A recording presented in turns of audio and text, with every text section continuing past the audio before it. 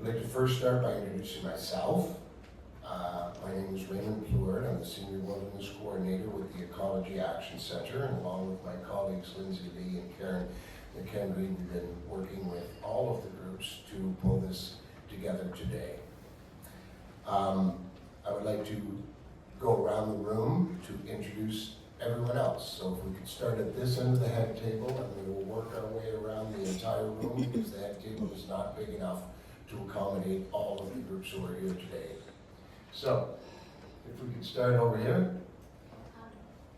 I'm Dr. Lorraine Galvin from the Canadian Association of Physicians for the Environment, the Nova Scotia Regional Committee. Thank you.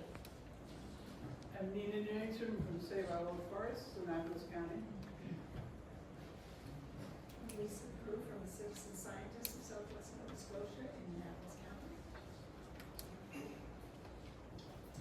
I'm Rebecca Reynoso from the Anglican Diocesan Environment Network, and we cover Nova Scotia and PEI. Margaret McDonnell, Save West Mountain Beach Provincial Park, Inverness County. Amy Weston, Nova Scotia Salmon Association. We work all across the province. Courtney Morrison, I'm the Atlantic Campaign Organizer for the Council of Canadians, and we're a national organization that focus on the Atlantic region.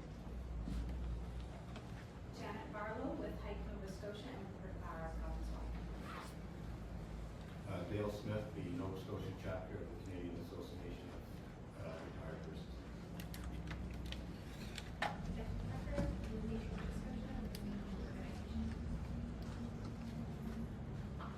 Gretchen Fitzgerald with Sierra Club Canada, and we're a national organization with a regional chapter in Atlantic Canada. James Gomez Clausen, I'm a managing lawyer with Ecojustice. We're based in the Atlantic region, but we work across Canada. Matt Russell, the Atlantic Salmon Federation. We're an international organization, but we have an office in Halifax and a regional representation. I'm Alan Werner from the Beloved National Society, and we're based in Houston. Everyone, I'm Scott Beaver. I'm with the representing the St. Mary's River Association, and we are based out of Grasmere. Well, I'm Anna McCarran. I'm from the Shubenacadie Watershed Environmental Protection Society, which flows through Halifax Regional Municipality and East Kent and beyond. I'm Margaret Stewart, representing Kairos Halifax. I live in Halifax Regional Council. I'm Don Rice, Chair of the Tobiatic Wilderness Committee, Digby and Annapolis County. I'm Dave Dagley, and I'm Secretary of the Queens County Fish and Game Association. I'm Donna Crossland, and I'm with the Healthy Forest Coalition, which is province-wide. This is the credit for me, but I'm up there, so Ecology Action Centre. To the wall, and everybody please speak loudly so the media can hear your names and where you're from. Kevin Moore, Action Group in Halifax County. Jerry McKinley, I'm with the HRM chapter of the Council of Canadians. My name is Lula Person. I'm with the Dirt Gang. We're all over Nova Scotia. Walter Regan, Sackville Rivers Association, Municipality of East Hampton, Halifax Regional Municipality. My name is Riley King. I'm with the St. Margaret's Bay Stewardship Association, and we work in the HRM. Good morning, everyone. I'm Christine Sonday. I'm the Nova Scotia Director of the Canadian Centre for Policy Alternatives.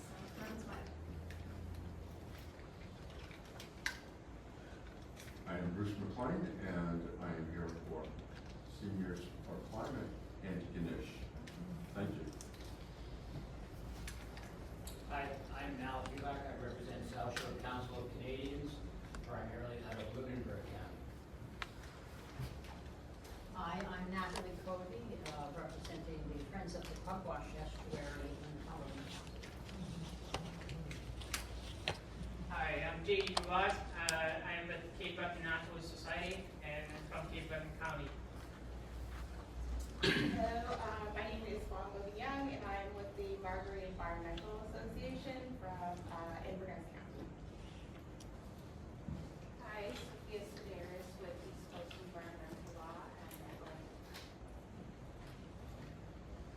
I'm the Reverend Margaret Sega, and I'm with the Raging Grannies province-wide.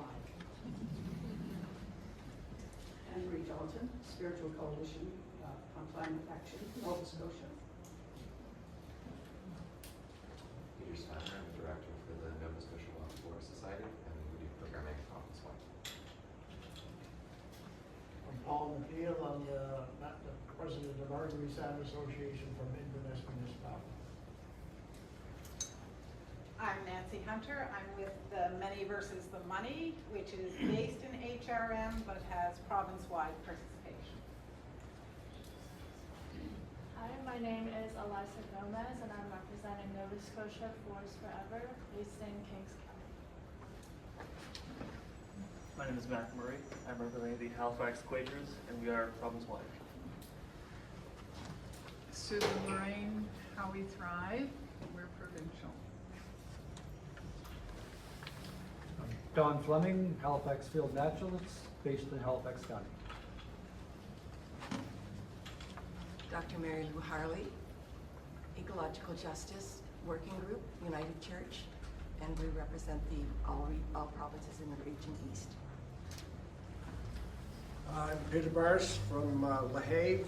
I work with the Nova Scotia Coastal Coalition, which works all over the province. Joanne Roy, I represent St. Andrew's United Church Social Justice Committee, HRM. Gregor Wilson, Protect Wentworth Valley, Cumberland County. Madeline Conacher, Sustainable Northern Nova Scotia, Colchester County. Hi, I'm Karen Achenbach, representing the Friends of Goldsmith Lake Wilderness Area, Annapolis County. Andrea Budgie, representing Shoulder to Shoulder, We Are All Treaty People, a coalition across Nova Scotia and Mi'kmaq.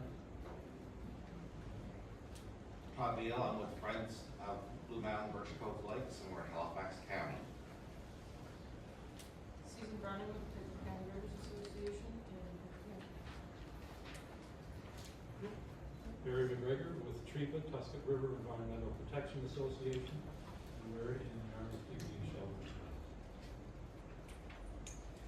Sandra Finney with the Southwest Paddlers Association, we represent Yarmouth Indian Shelter, Yarmouth County. Eleanor Kura, I'm with Extinction Rebellion. It's an international organization with a provincial chapter. George Bryony, Bridgewater Watershed Protection Alliance, Lunenburg County. Thank you. Thank you all for coming.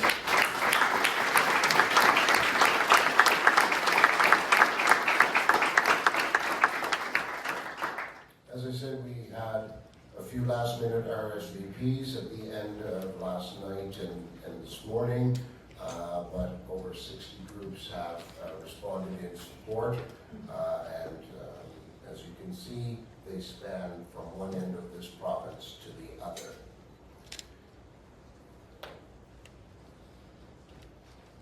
In the BC Party election platform in 2021, Tim Houston promised to ensure Nova Scotia reached 20% land protection by 2030.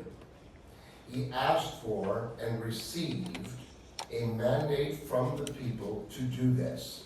That's an important point.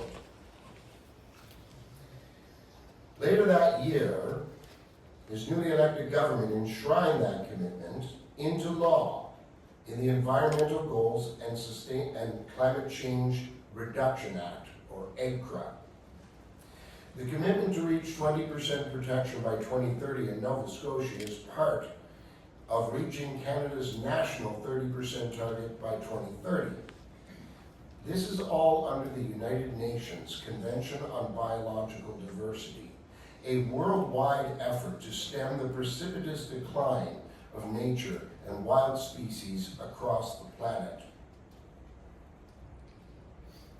During Houston's first term, slow but steady progress was made towards the goal. And in December 2023, the Houston government released the Collaborative Protected Areas Strategy. That's this document right here.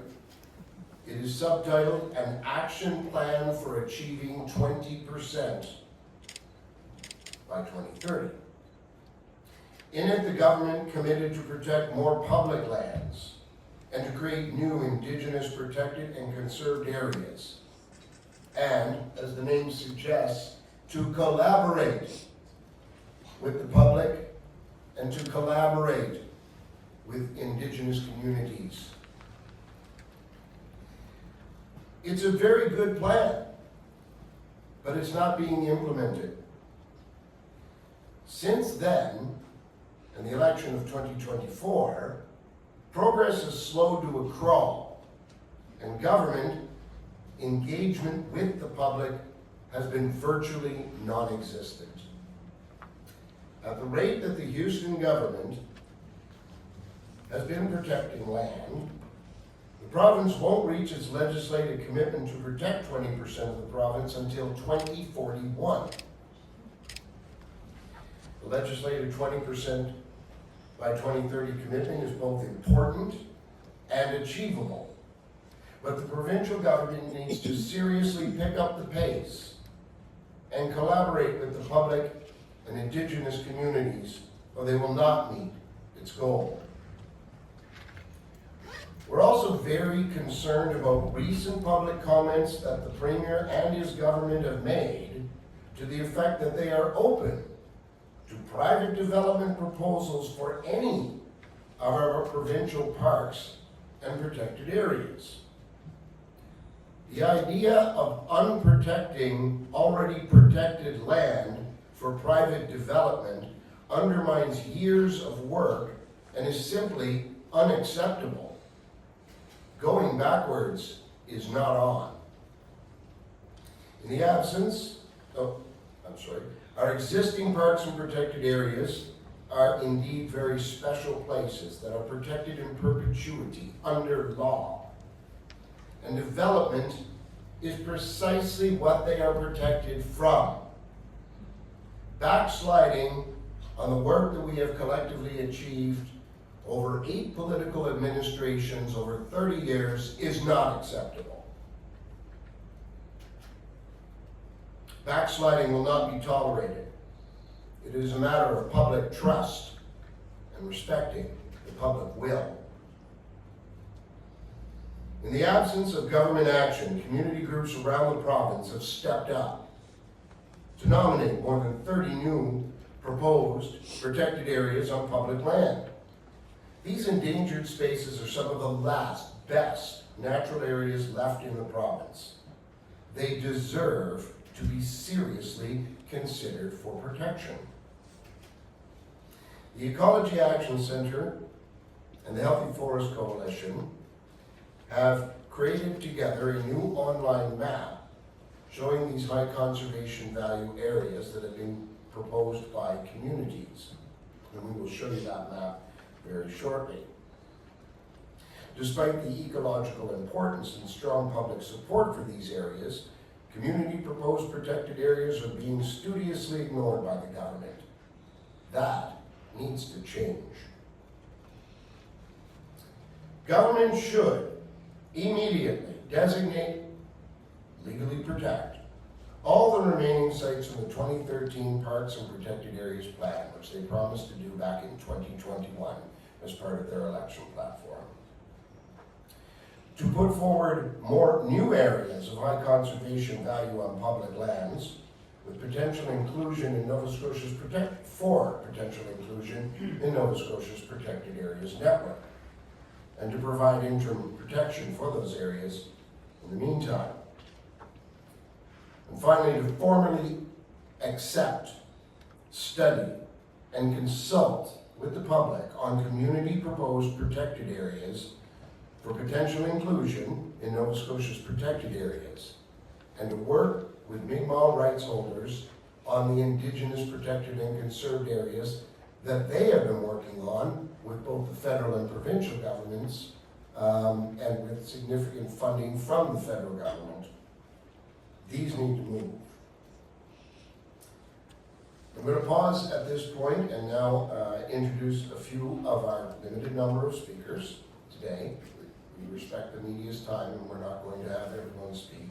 But to represent some of the important sectors and perspectives here today, I would like to invite up some of my friends and colleagues here today.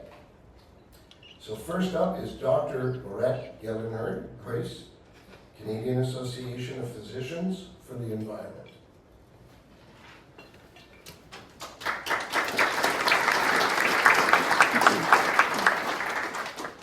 Good morning. I'm Dr. Laurette Gellenhard, and I work in Halifax at Nova Scotia Health. And I'm speaking on behalf of the Nova Scotia Regional Committee of the Canadian Association of Physicians for the Environment, known as CAPE-NAS, a group of over 120 physicians and healthcare professionals from across Nova Scotia, ranging from medical students to senior leaders at Nova Scotia Health and Dalhousie Medical School. We urge the Nova Scotian government to meet its legal obligation to protect 20% of the province by 2030. One of the mandates of CAPE-NAS is to promote the fourth pillar of health, spending time in nature, which together with the other three pillars of adequate sleep, a healthy diet, and exercise is essential to human health. Physicians developed the POCS prescription program endorsed by the Canadian Medical Association, through which healthcare prescribers across Canada formally prescribe time in nature to supplement other therapies. Scientific studies have shown that time in nature improves cardiovascular and pulmonary health, reduces cancer, improves response to cancer therapy, reduces salivary cortisol levels, a measure of stress, reduces moderate anxiety and depression, and improves attention comparable to pharmacological agents. Equitable access to green space for all Nova Scotians is thus essential to their health. Prioritization of healthcare in Nova Scotia must include urgent expansion of protected areas in Nova Scotia. Thank you very much.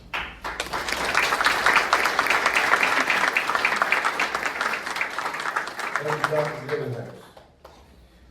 Next, we have Dale Smith.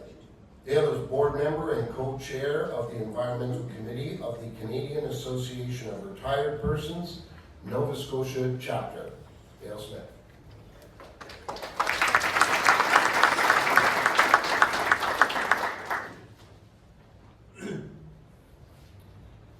Thank you, Ray.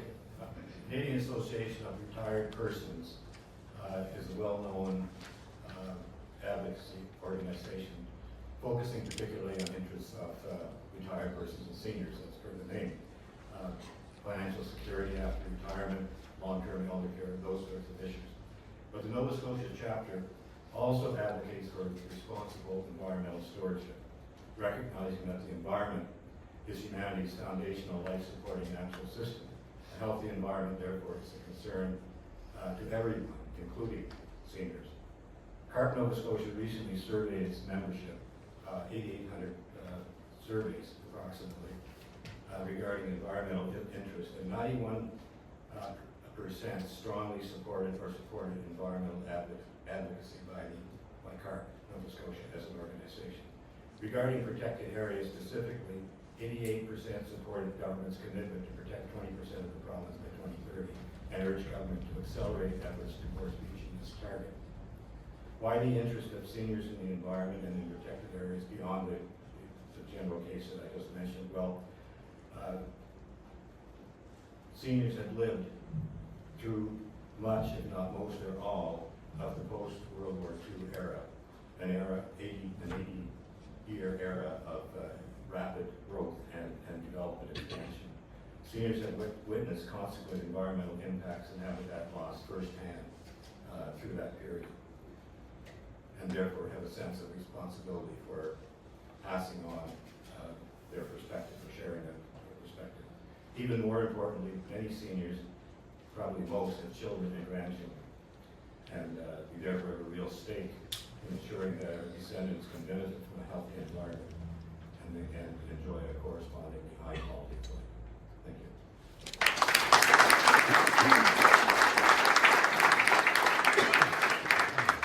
Thank you, Dale. Next is Amy Weston, Executive Director of Nova Scotia Salmon Association, and for at least 30 years, the coordinator of the tremendously successful Adopt a Stream program province-wide, working with community groups and river groups across the province. Amy?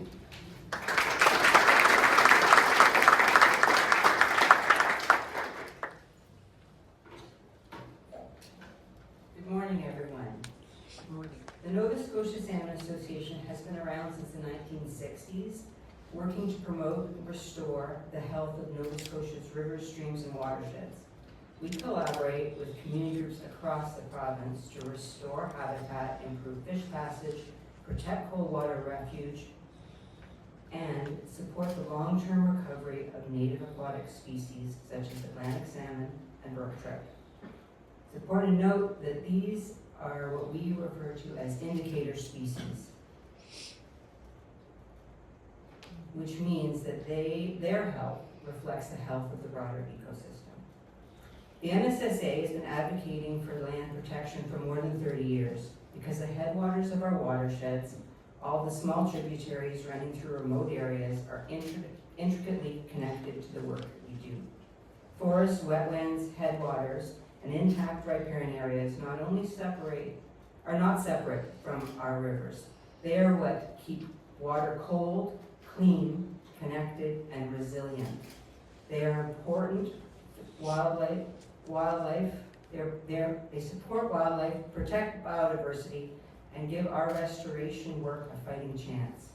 Our existing protected areas are vital. They include the headwaters and critical habitat of the Marguerite, the St. Mary's, the Middle River, the Bedeque, the French River, the Liscombe, the Portapique, the Economy, the Western Branniganish, Barney's River, Kelly River, the Tusket, and the Silver River. The summer of 2025 tested our rivers. Extended heat, low flows, and growing environmental pressures reminded us how vulnerable freshwater systems can be. That is why protected land matters. Across Nova Scotia, we see people stepping forward with care and determination. Mi'kmaq partners, affiliate groups, landowners, scientists, volunteers, and community organizations, all working together to protect what matters. But restoration alone cannot keep pace if we continue to lose the natural areas that healthy watersheds depend on. Protecting 20% of Nova Scotia by 2030 is a commitment to clean water, biodiversity, wild salmon, native brook trout, healthy communities, and to future generations of Nova Scotians. On behalf of the Nova Scotia Salmon Association, we urge the province to move forward with urgency, transparency, and a long-term view that respects the importance of the lands and waters we all share. Thank you.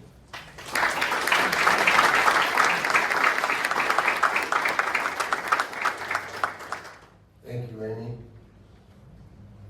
Next, James Clausen, Managing Counsel for Eco-Justice, Canada's largest legal environmental charity.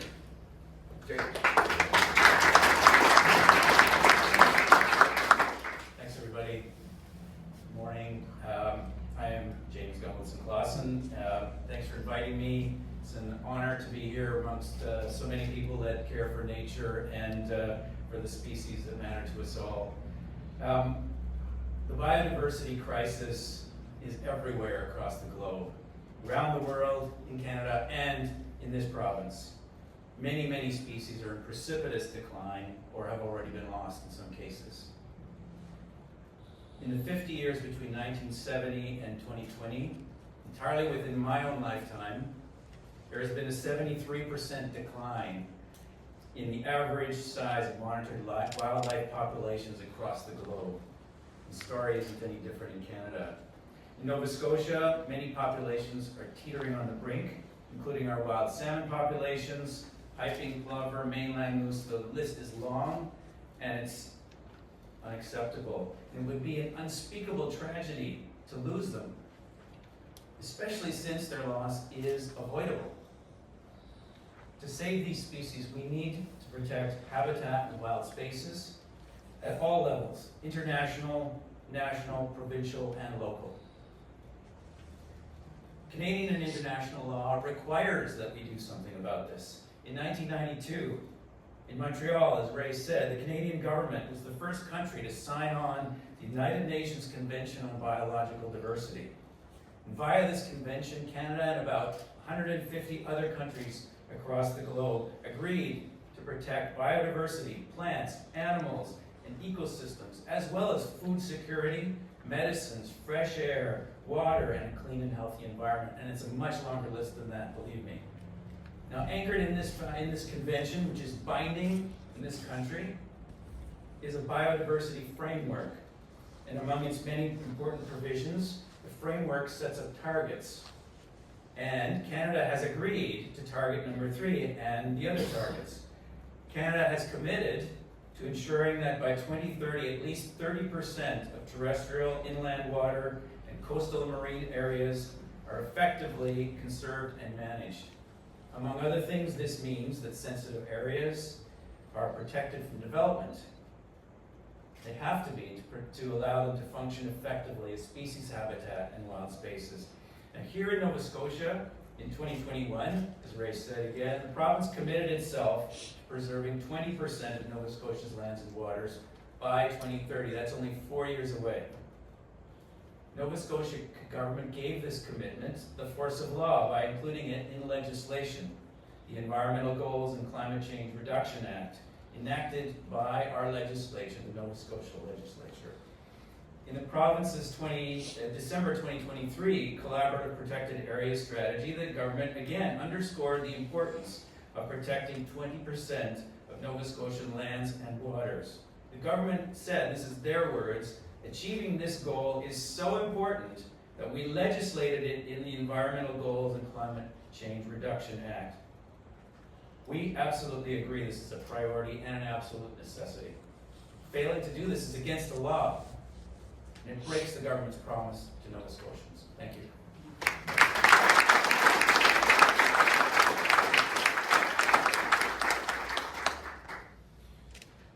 Thank you, James.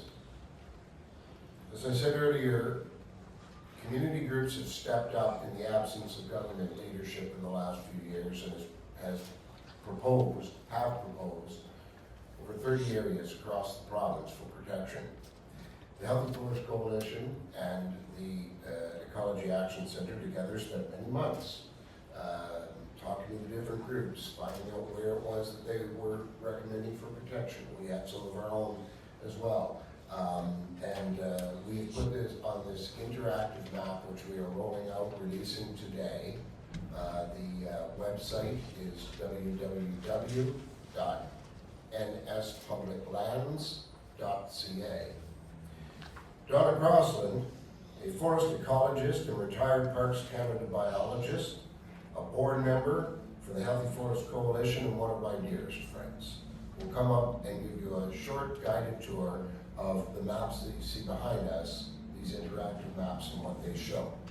Donna.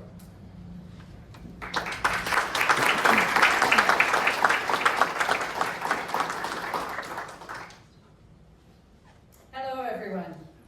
So some of us like to know how we're going, where are we at, and where are we to, as we say. And I was one of those people, Healthy Forest Coalition. When we're looking at harvest plans, proposed harvest plans in this province, we want to know, well, is there also a proposed protected area in the same place? So we were very happy to combine forces with Ecology Action Centre and get a map assembled so that we can all see where the proposed protected areas exist right now. And so I'm going to give you a little walk through, but just to really say how far we've come or not come, we were at 13.45% protection in 2021, and now we're only, in the past 5 years, we've advanced by just 1%. So getting to 20% by 2030 means we need to get real and get moving on things. But what does it look like? What would the province look like with 20% protected area? Well, thanks to all of our efforts, here's a map and I'll give you a little walkthrough if I can, remotely.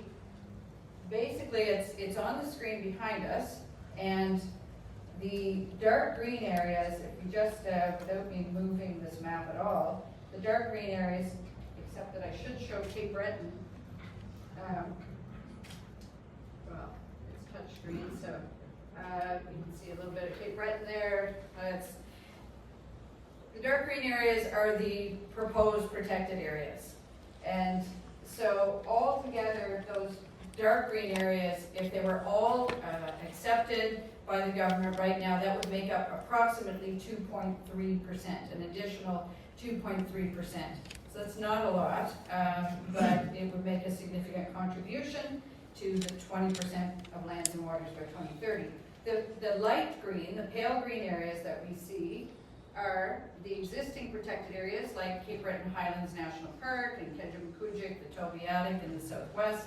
So those are the currently protected areas. And then there's a khaki green color, which maybe I better zoom in on a little bit. You see those, another colored green. So those are the ones that are waiting for cabinet approval. Those stem from the 2013 Parks and Protected Areas Plan, and they've been vetted, they've been researched, and so they're just waiting approval. For the life of me, I don't know why we're still waiting since 2013, but we are. So the neat thing about the map is once you open it, you can click on these areas and find out a bit more information. For instance, if we just touch on that one, you can see that the Liscombe River Wilderness area that's being, I think that's the existing. Yeah. Existing. Next to it. So I should have clicked something next to it, but my mouse isn't fully working, but okay. So if we zoom in and we click on the bright green area, we'll see that Boggy Lake with Liscombe River Connector Wilderness Area, quite a mouthful, but that it's an additional piece that that is proposed for protection. And so these are the result. I should just back up a second and say all of these bright green areas are the result of so many people, so many groups, communities, and interested citizens that care about nature and got behind the government's collaborative protected area strategy. This document is a great document. It set the path, and you know, there's a section in there said our path to 20%, and it says achieving the protection of 20% lands and waters will be achieved in combination of through a combination of new and established approaches, ideas, and innovations. So we feel that this map is one of the innovations that maps our path forward. So I'd invite you to, or we invite you to explore this map. Think about still how small this is, because this certainly isn't the full 20%. We need to envision where will be the full 20% of our legislated commitment. So some features, I want to show you some features of the map. Close the box. Thank you, Ray. So if you just zoom in a little bit to mainland Nova Scotia, there's a layers button in the bottom right-hand side of the screen. And if you click it, there's some options for you. Can everybody hear me if I am not close to the mic? So you can, first of all, click on old growth features. So they're the pink patches on the map. So those are areas that have been recognized as containing the last of our old growth forests. So very important areas in the province. Some of them are within. If we zoom in to the Ingram River Wilderness Area, we see that many of those old growth areas were found by like the Ingram River Wilderness Area Association, and they, without their help, we probably wouldn't know about many of these pink areas. Okay, so I'm going to take off the old growth. Then we can click on water features. Nova Scotia's been gifted with many, many water courses and lakes. We have something so precious that many of our other provinces aren't nearly as rich with having all of these connected canoe routes and areas that would just make us an amazing tourism industry. I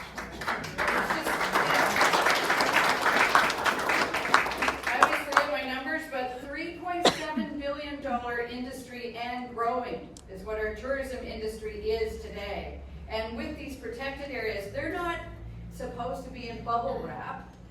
They're not just set aside and won't make the government any money. They're open to wilderness travel, to canoeists, to hikers.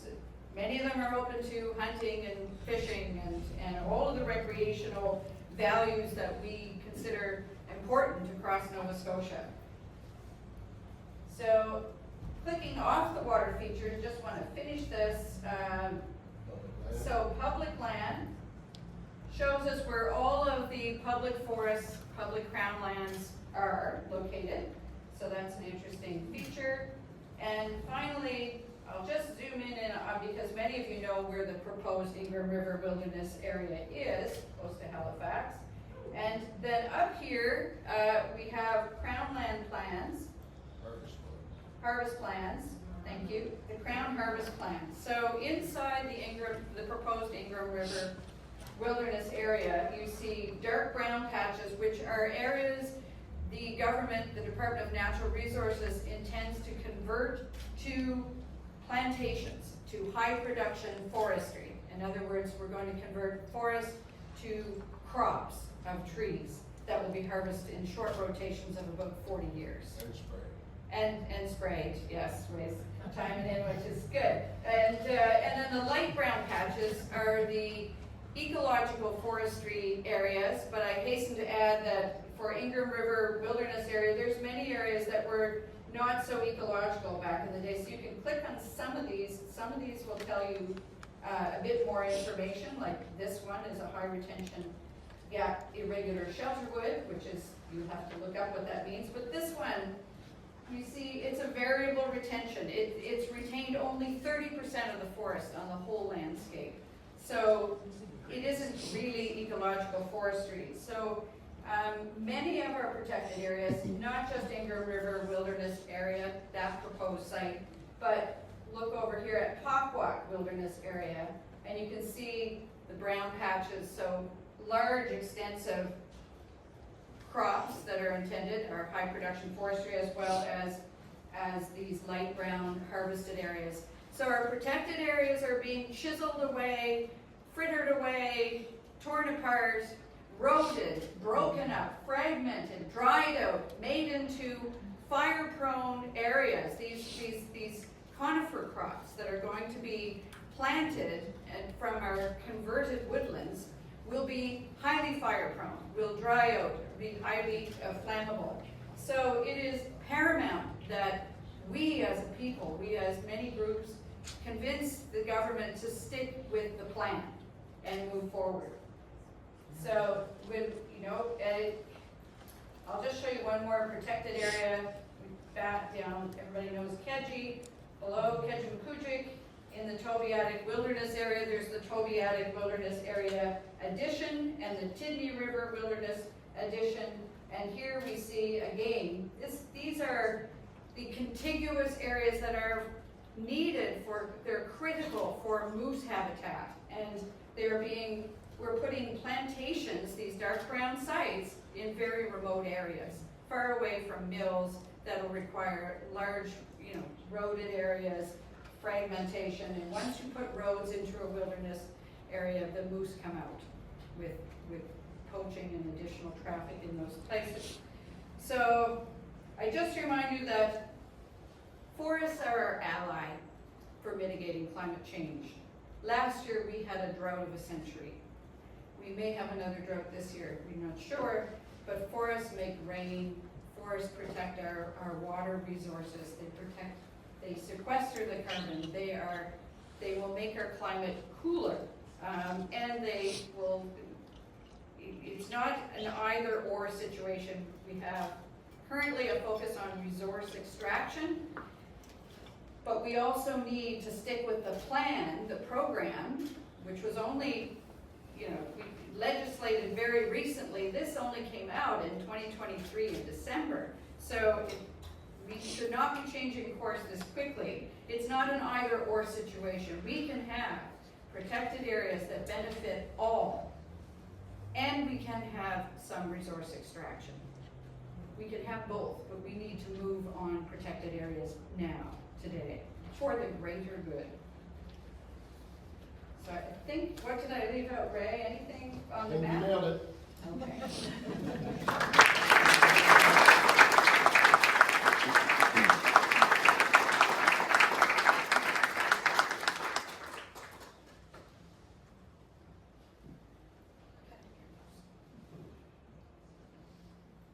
want to bring it over to another area. We'll leave those harvest later on.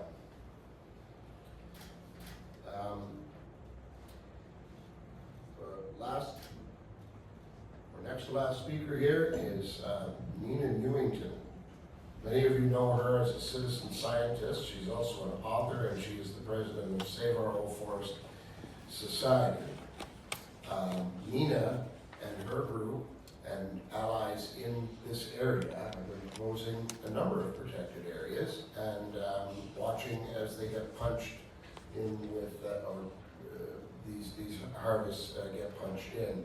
And it is a common experience for other groups, but Nina is going to talk a little bit about what it's like to try to advance protected areas in the current climate. Nina.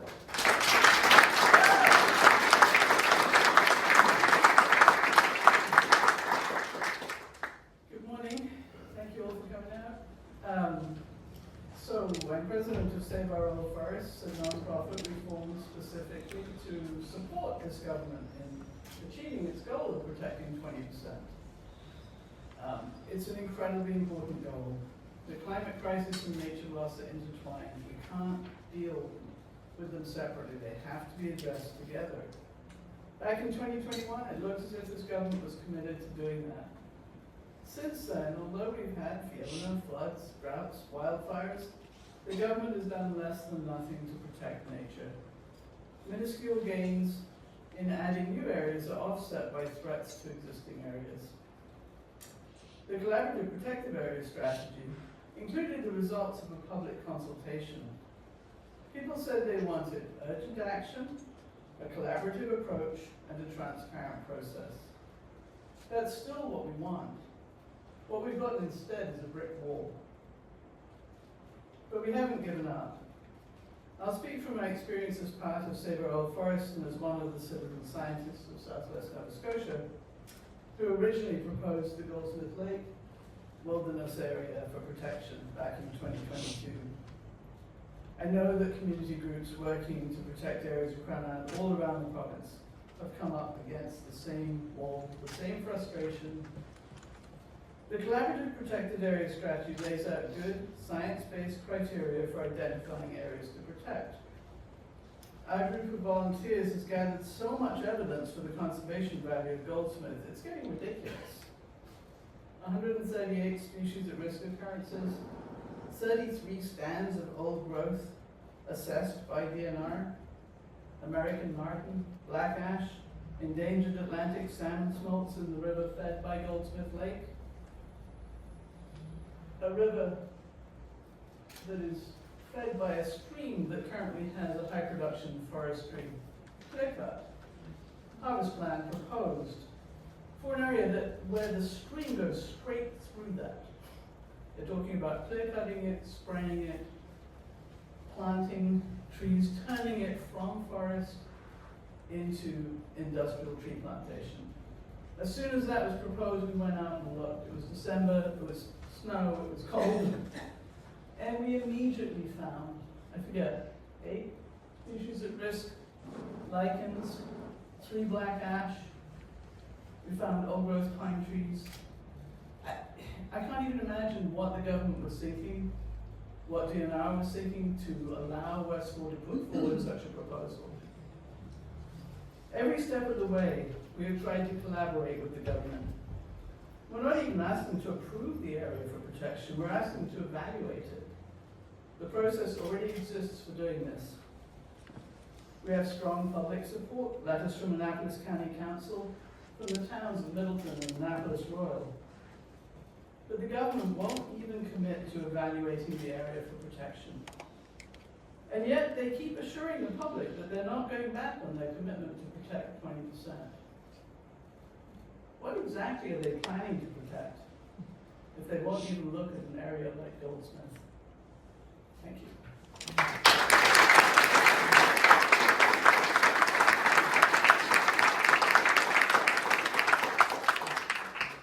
Thank you, Nina. We're going to wrap up here in a moment. I want to cite a recent poll by Narrative Research for the Ecology Action Centre that confirmed that a strong majority of Nova Scotians across the province want the government to protect more public land, even when weighed against other considerations like resource extraction and industrial use. A strong majority of Nova Scotians want more protected areas, 67%. The majority of rural Nova Scotians want more protected areas. According to a recent poll conducted by Nature Canada, 93% of Canadians believe protecting nature in their communities is important. Resource development and land protection can and must be done at the same time. It takes Crown land use planning, something we've recommended to the government for years, but they have not been doing it. Instead, it's piecemeal. Government must be able to walk and chew gum at the same time, so to speak. They need to do more than one thing.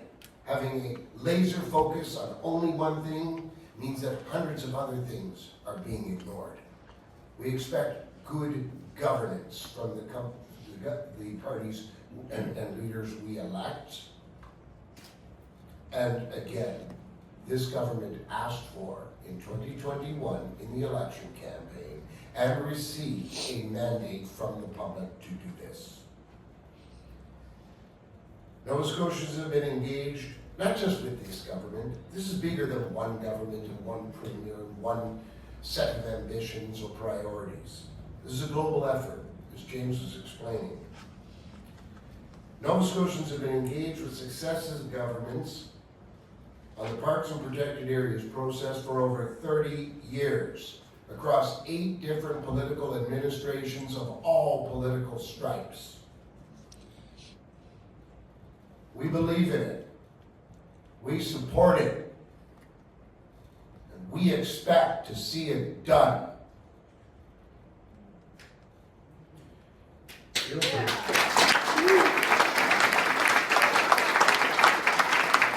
job of our political leaders is to do what they promise to the public and to honor and respect the public will. They are our representatives.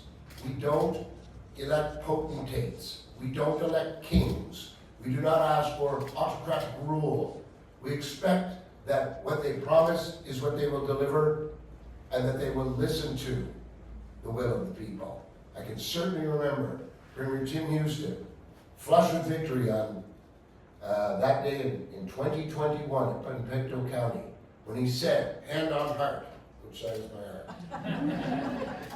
I will always listen to Nova Scotians, he said. I will always listen to Nova Scotians. We're telling them to listen to us now. Here.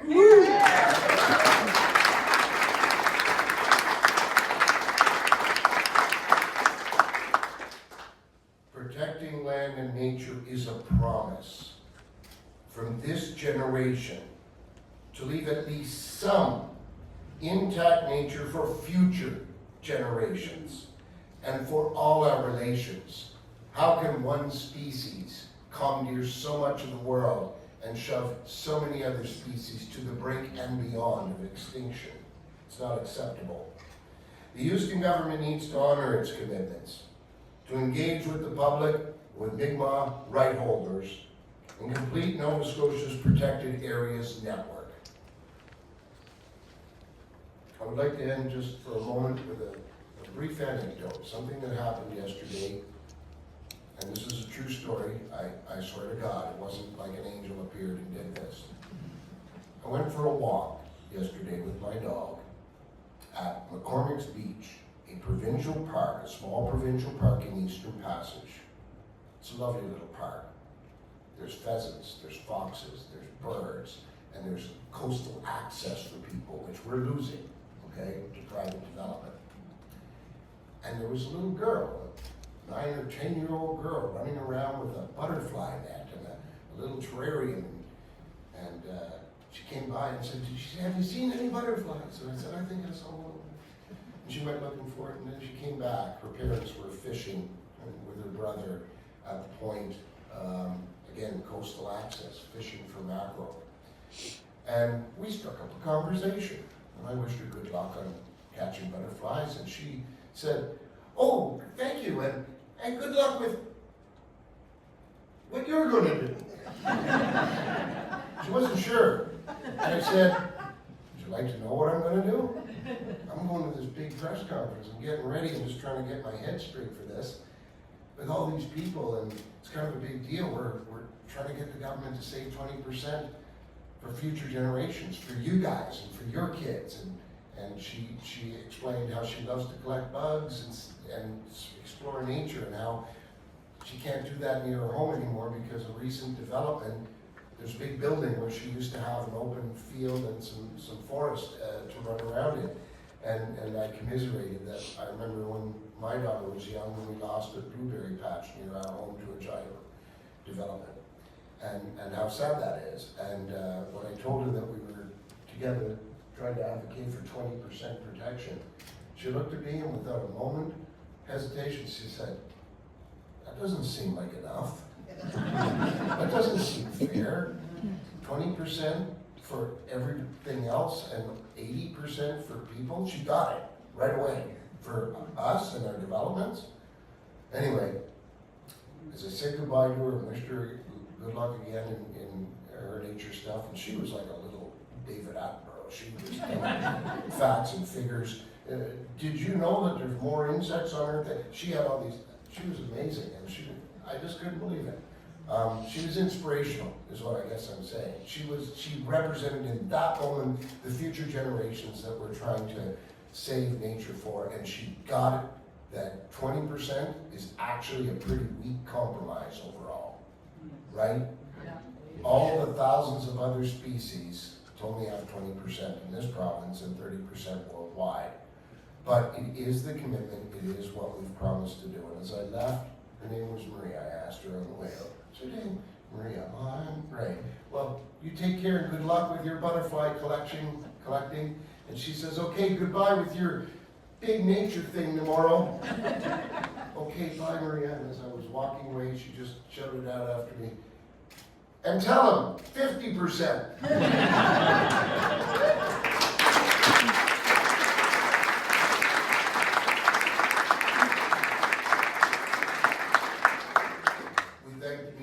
Coming today. We thank everybody for coming from across the province. Thank you all. I can't say anything more than we are deeply grateful and appreciate the level of support, not for us, but for this mission that we've been engaged in collectively for 30 years. Thank you.